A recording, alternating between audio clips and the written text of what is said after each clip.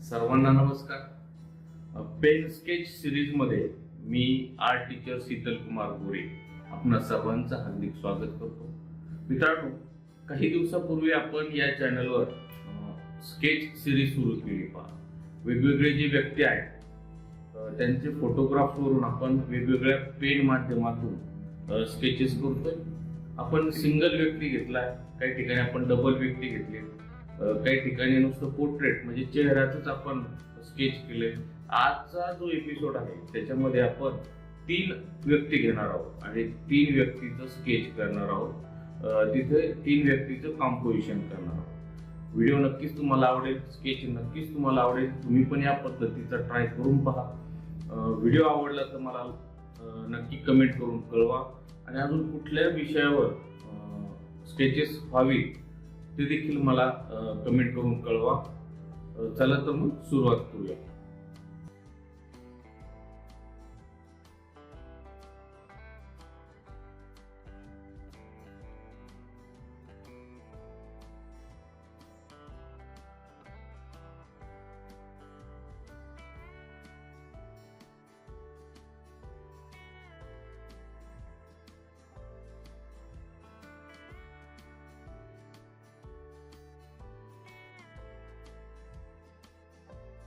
तुम्हाला समोर जो फोटो दिसतोय पहा, त्या फोटोमध्ये जे 3 व्यक्ती आहेत ते आपण स्केच करतोय पहा।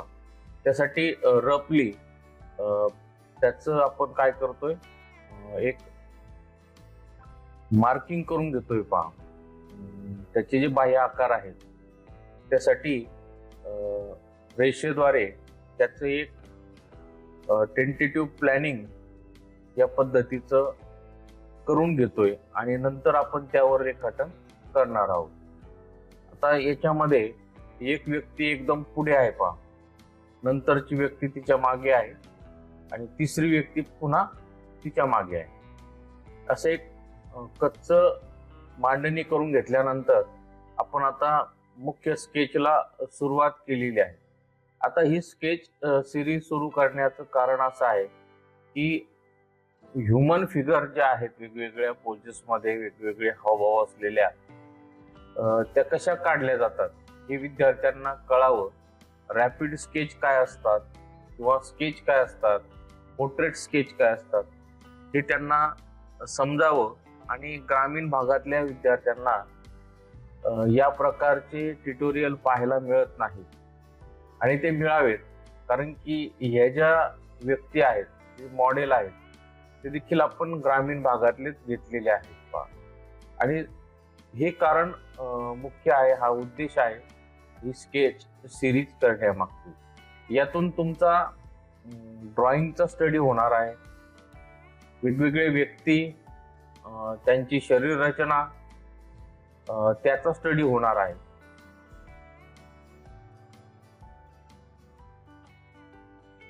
हा उद्देश ही स्केच सिरीज सुरू करण्यामागचा आहे। आता मी चेहरा कसा काढलाय, डोळ्यांच्या ज्या जागा आहेत, त्यानंतर नाकाची जागा, ओठांच्या जागा मी सुरुवातीला कशा कच्च्या स्वरूपात पेनने फिकट अशा रेषेने कशा दाखवून घेतल्या होत्या ते पहा आणि त्याप्रमाणे प्रयत्न करा। आता इथे इरेझर मी घेतलेलं नाही किंवा पेन्सिलने कसलंही काम करत नाही, डायरेक्ट पेनने काम करतोय पहा।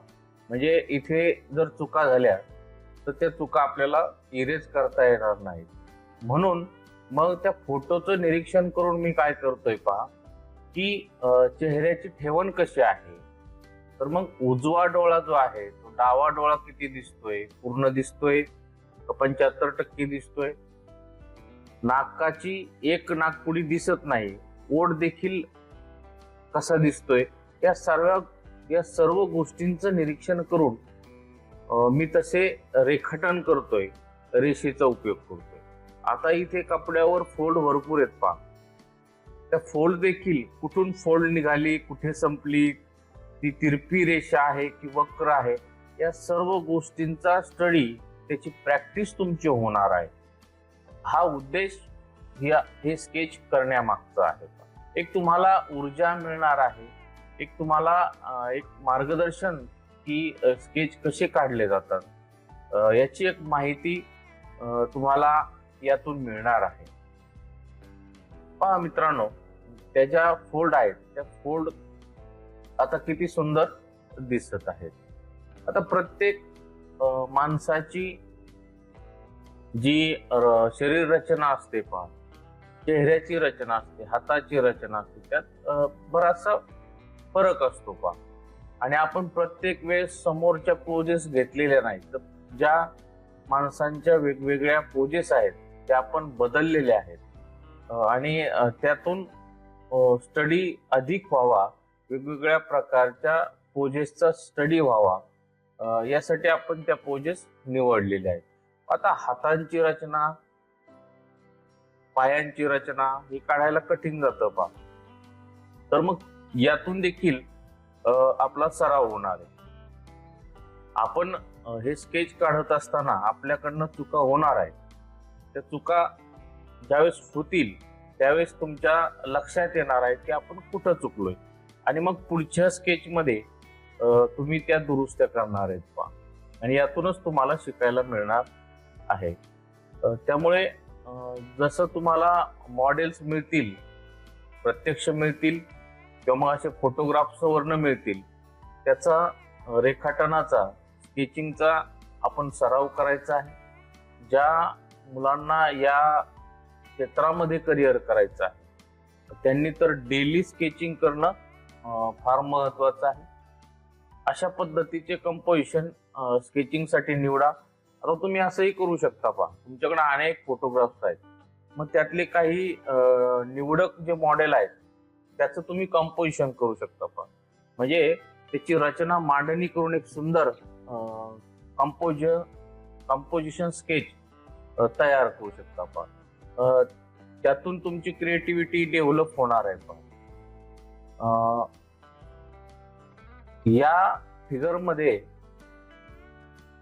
जेव्हा तुम्ही चांगल्या प्रकारची स्केचिंग करू शकाल तेव्हा तुम्ही या फिगरमध्ये थोडेफार बदल देखील तुमच्या मनाने करू शकाल. त्यासाठी एक बेसिक स्केच जमणं, काढता येणं महत्वाचं आहे. पाहते तर पायांची रचना एकदम किचकट आहे पहा, सोपी नाही. तर मग हाच तर मग खरा तुमचा सराव आहे किंवा हेच तर खरं तुमचं चॅलेंज आहे. अशी पायांची, हातांची रचना कशी रेखाटायची, आणि ती पण पेन्सिल न वापरता डायरेक्ट पेनने आणि झटपट. त्याला आपण फार वेळ द्यायचा नाही. रॅपिड स्केच हे अवघ्या काही मिनिटांमध्ये काढायचं असतं पहा. आणि याच्यामध्ये थोडं आपण काय करतो, रॅपिड स्केचेस आहे पण त्याच्यामध्ये थोडं आपण काय करतो, डिटेल करतोय पहा. कारण की मेमरी ड्रॉइंगसाठी याचा बऱ्याचशा विद्यार्थ्यांना उपयोग होणार आहे. कारण की मेमरी ड्रॉइंग मध्ये अशीच रचना असते पहा, असेच प्रसंग असतात, सिनरी असते, त्यावर तुम्हाला ड्रॉइंग करावं लागतं. याआधी आपण जे स्केचेस केलेत पहा, जवळजवळ आपले 7-8 एपिसोड झालेत आणि त्या 7-8 एपिसोडला देखील आपण सर्वांनी अतिशय चांगला असा प्रतिसाद दिल्यामुळे मी ही जी स्केच सिरीज आहे ती पुढे कंटिन्यू करू शकलो. आता यासोबत मला ज्या ड्रॉइंगच्या एक्झाम असतात किंवा ड्रॉइंगशी रिलेटेड काही जे सब्जेक्ट आहेत त्यावर देखील मला फोकस करावं लागतं, व्हिडिओ तयार करावे लागतात. त्यामुळे जसे मला वेळ मिळेल तसं आपण ह्याच्यामध्ये अजून वेगळं काय करता येईल, वेगळं काय देता येईल यावर विचार करूया. आपली साथ मला शेवटपर्यंत हवी आहे. ही स्केच सिरीज आपण एकदम सुंदर पुढे तयार करणार आहोत. नवनवीन वेगवेगळे प्रयोग याच्यामध्ये आपण करणार आहोत. त्यासाठी तुमची मला साथ हवी. आता हाताची रचना मी कशी काढली आणि त्याला शेडिंग केल्यानंतर पहा, शेडिंगसाठी मी काय केलंय, तिरप्या रेषा वापरल्यात पहा. इथे हॅचिंग केलेलं नाही पहा. हॅचिंग म्हणजे काय तर आडवी आणि उभी रेषा, क्रॉस लाईन, त्याला हॅचिंग म्हणतात पहा. तिथं या स्केचमध्ये, अजून कुठल्या स्केचमध्ये मी त्याचा यूज केलेला नाही. त्यावर आपण एक सेपरेट व्हिडिओ, एक एपिसोड करणार आहोत पहा. आता इथे आपण या ड्रॉइंग मध्ये पर्स्पेक्टिव्ह कसा साधलेला आहे ते एक मी तुम्हाला इथे सांगू इच्छितो. आता जे आपण स्केच करतोय पहा, तो जो बसलेला मनुष्य आहे त्याने अशी पायाची घडी घातलेली पहा, उजवा पाय दुमडलेला आहे आणि हा या पायाला असं उभं घडी घातलेली आहे. त्याचा पायाचा पंजा जो आहे तो असा समोर आलेला आहे पहा. तिथे काय दिसतोय, पर्स्पेक्टिव्ह दिसतोय पहा, म्हणजे पाय असा पुढे आलेला आणि तो मनुष्य मागे. म्हणजे हे तर त्यातून आपल्याला काय करायचं आहे, शिकायचं आहे या नवनवीन प्रयोगातून. आता तो सुरुवातीचं जे आपण स्केच केलं, तो मनुष्य आपल्याकडे कसा त्याची नजर पाहतोय, तो त्याच्या चेहऱ्यावरचे हावभाव, या गोष्टी आपण जितक्या शक्य होतील तितक्या टिपायच्या आहेत. आता तुम्हाला जर या पद्धतीचं स्केच जमलं नाही, सुरुवातीला नाही जमणार, तर नाराज व्हायचं काही कारण नाही. स्केच करत राहायचे. जशी जशी तुमची प्रॅक्टिस वाढेल तसं तसं तुमच्या कामामध्ये तुम्हाला बदल झालेला दिसेल, इम्प्रुव्हमेंट दिसेल. तर हे स्केच असे करत राहा. पहा, आपण काही गोष्टीला तिथे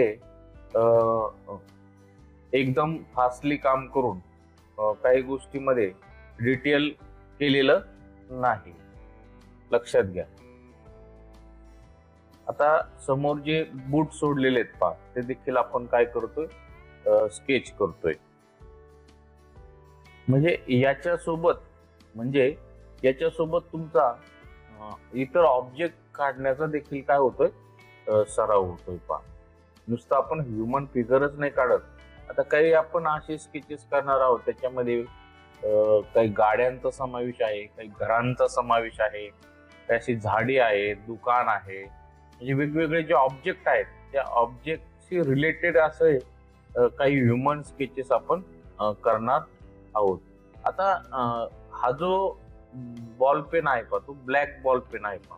सुरुवातीला या जे आपण काही पोर्ट्रेट स्केचेस केलेले फक्त 2-3 रुपयामध्ये हा मिळतो आणि मला याने स्केच करायला खूप चांगलं वाटतं पहा. खूप छान त्यातून असं इफेक्ट मिळतो आणि खूप मस्त चालतो तो, एकदम मनासारखा तो चालतो. तर मग आपण हा बॉल पेन वापरलाय, जेल पेन वापरलाय, इंक पेन पण वापरले, शाई पेन. तर वेगवेगळे माध्यम आपण वापरून पाहू. डायरेक्ट ब्रशने, कलरने देखील आपण स्केच करणार आहोत. तो एक वेगळा अनुभव असणार आहे.